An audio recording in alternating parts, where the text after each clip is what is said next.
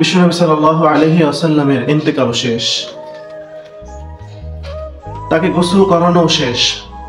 আমাদের সময় যেমনি আমরা মানুষকে গোসল করাই, তার গায়ে যে জামা কাপড় থাকে সেই জামা কাপড় খুলে তারপরে গোসল দেওয়াই, কিন্তু বিশ্বনবী সাল্লাল্লাহু আলাইহি ওয়াসাল্লামের ক্ষেত্রে সেটা করা হয়নি।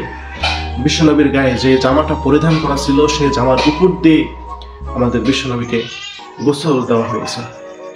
এবং আমরা যেমন মানুষের জানাজা পড়ি, বিশ্বনবী সাল্লাল্লাহু আলাইহি ওয়াসাল্লামের জানাজা হয়েছে, কিন্তু আমাদের মতো করে নয়। সেটা কিরকম দেখেন, বিশ্বনবী হচ্ছেন মানবতার মুক্তির দূত, তিনি একজন ইমাম, ইমামেরও ইমাম।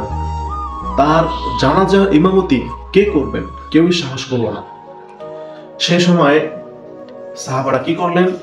বিশ্বনবীর লাশকে এক পাশে রেখে এক পাশ দিয়ে ঢুকলেন। 5-7 এভাবে ঢুকে যে যার মতো করে জানাজা শেষ করে বের হয়ে গেলেন। এভাবে বিশ্বনবী জানাজা শেষ করলেন।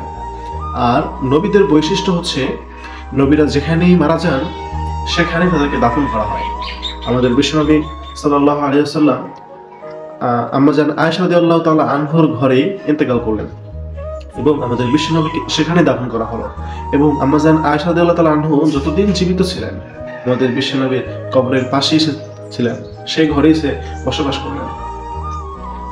বিশ্বনবীর প্রতি ভালোবাসা প্রতিটা স্ত্রীর হওয়া উচিত, প্রতিটা স্বামীর জন্য এভাবে।